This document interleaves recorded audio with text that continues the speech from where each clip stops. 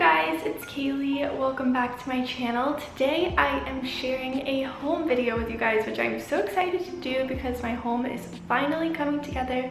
I moved into this apartment about 6 months ago now, and we've been slowly piecing things together, really being conscious of the pieces that we're buying and pretty much buying everything secondhand. I've been sharing more of the process on Instagram, and that's where I mainly get questions about it. So I'm excited to bring that onto this channel a bit. We definitely still have a long way to go, but I've been so excited about this home because I feel like it's really my first adult home, and I live with Avery now, my boyfriend. We've both been really conscious about investing in pieces that we love and also considering if we can resell them if one day we decide that we don't love them anymore. But going along with mindful shopping, I have the perfect sponsor for this video, and that is Shoptagr. You guys have heard me talk about Shoptagr before if you've been following my channel for a while, but if you don't know what they do, it is an incredible online tool that you can use to track what you are looking to purchase and also track items that are possibly going to be going on sale. It's so simple to use. All you have to do is download their button and it goes on your Google Chrome toolbar, and then when you're shopping on a product listing, you can save the item, choose your size if that's applicable, and then choose what sort of notifications you would like to get about the item so you can find out when it goes on sale. I pretty much never make impulse purchases, so this has been a great tool for me. I'm partnering with Shoptagr to also do a little giveaway for you guys. I'm going to be giving away a $100 gift card to Totokaelo, which is a store I'm going to talk about in this video. I'll have all the information down below if you guys are interested in entering the giveaway. Another really great thing that I use Shoptagr for is finding out when items come back in stock. Here's a quick look at one of my lists. I have a few different things saved that I have my eye on. If you're interested in downloading Shoptagr, check out the link in the description box below. So now to get more into about this home. This isn't going to be an apartment tour video. I definitely plan on doing one of those soon, but we still have some pieces that we need to get. Some are actually on their way, but also I feel like your home is just always a work in progress and just evolves with you as you get older. So pretty much everything in this apartment was purchased secondhand. Most of the pieces are pretty old. We have kind of a mid-century modern vibe going on, but not too much. I get a lot of questions on where we find our pieces, so I'm definitely going to get into that in this video. But I also just really quickly want to mention that I used to think that buying the pieces that we've purchased was so unattainable because I was looking at the new prices of them. I don't know why I was doing that. But most of the pieces that we found aren't that much more expensive than shopping at a big box retailer. It kind of goes without being said, but usually those mass retailers are just knocking off pieces similar to the ones that we purchased or even the ones that we purchased. So I feel like when you can find something secondhand that is almost always of higher quality for the same price as purchasing something, say at West Elm, it is pretty much always worth it. And you can definitely find some steals online, at estate sales, at local dealers in your area, and just never be afraid to barter. We have bartered on like everything that we've purchased, and we can usually knock the price down by at least like 20%. So one of the first pieces we got for this apartment is probably the most well-known piece, and it is a Marcel Breuer Vasily chair. We actually found this guy on eBay, and we picked it up in New Jersey when we were driving to move back to New York City with all of our other stuff, so it just worked out perfectly. I believe this one is from the 70s. It's definitely a bit beat up, the leather's worn, it's a bit stretched out in the seat, but it's so beautiful. It's also really comfortable and definitely a piece that we can probably make a profit off of if we sell it, as long as we keep it in good condition. The next piece that we got is this American of Martinsville shelving unit. We actually picked this up in West Virginia when we were visiting my family. We just stumbled into a furniture shop there, and we got this for a great price. If you live in an area that's not very metropolitan, or if you're traveling to an area like that, I would definitely suggest checking out their dealers at different markets or different shops that they might have in the area, because you can always get better prices than you can, say, in New York City for an item, because there's not as much of a market for it. But we just use this for displaying some of our favorite books and candles and our plants and our coasters. It's just one of those things that I feel like you kind of need in your living area. The next piece we got is our couch. This is actually a couch that was given to us new from a company called Burrow. Avery and I have always kind of wanted to have a very like Margiela looking couch. I'm sure a lot of you guys have seen them.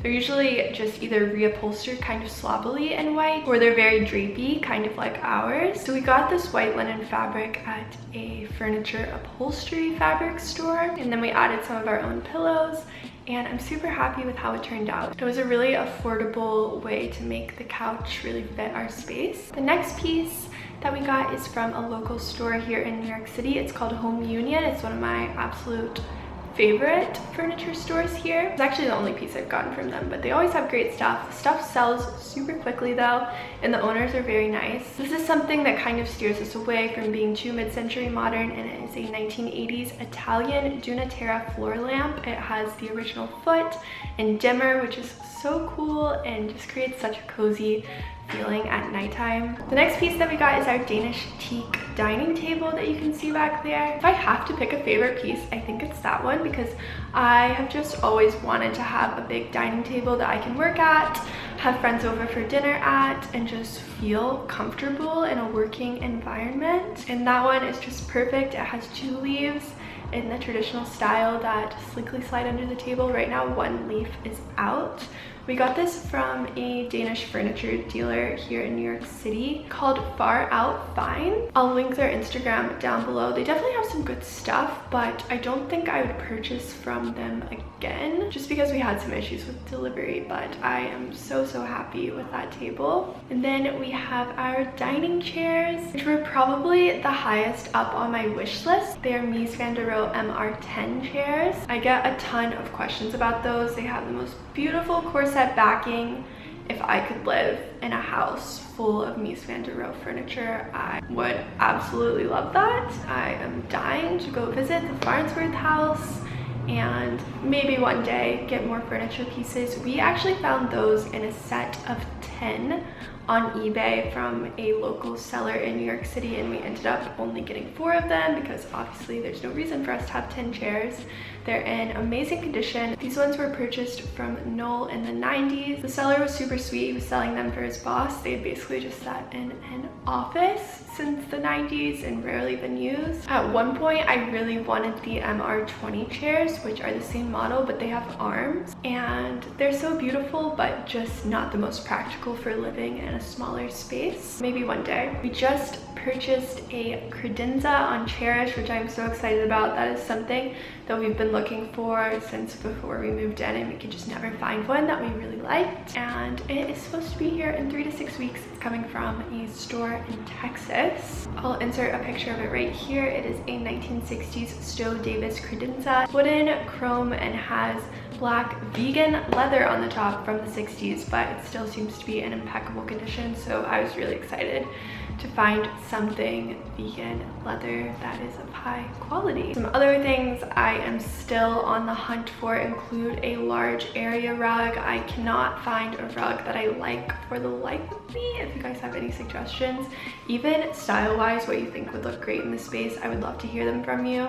We also really want to get a big plant. I've just been waiting to get one just because we've been traveling a lot and I don't want to kill it. Now to some small favorites that are honestly my most favorite thing, just because I love cooking so much and I love displaying my food, and that is Hasami porcelain. This is my most asked question, I swear. You can purchase them at Totokaelo or Need Supply, and also some other small shops. I have the black matte porcelain. They also have beige, and then they have like gray glossy. I love them all, but especially the black matte ones. So I have some mugs. I also have these sugar cups, which I personally really like putting sauces and lime or guacamole if I'm making it, just whatever for displaying. I have the tall medium bowls, which look like this. I'll definitely insert some pictures of food in these for you guys. Definitely the piece I would purchase last if you guys are looking to build a collection. We have 4 of these, and then we also have 4 plates in the same size that I'm going to show you.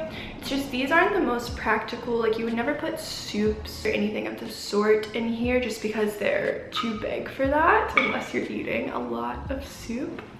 But they're great for salads, for example, or other things that you want a taller plate for. And then we have just the plates in the same size, and something I really love about Hasami is that everything stacks. They're super high quality, easy to clean, make all of your food look beautiful. And then I also have these small tall bowls, which I will insert a picture of because they're dirty right now. I have 2 of those. I would like to get a couple more eventually. I usually try to purchase on sale, but those are great for ramens, soups, oatmeal, cereals, all of those sorts of things. Glasses are my next most asked question. These are actually quite affordable, and they are by Kento. Kento makes so many other beautiful kitchenwares as well. So I have these double walled glasses. I actually have hot coffee in here, which is really nice because it obviously doesn't burn your hand because it's double walled. So I have 2 different sizes in these. I know this one's called the iced tea glass. I can't remember what this one is called, but I'll have them linked down below for you guys. Then my last thing, which is my new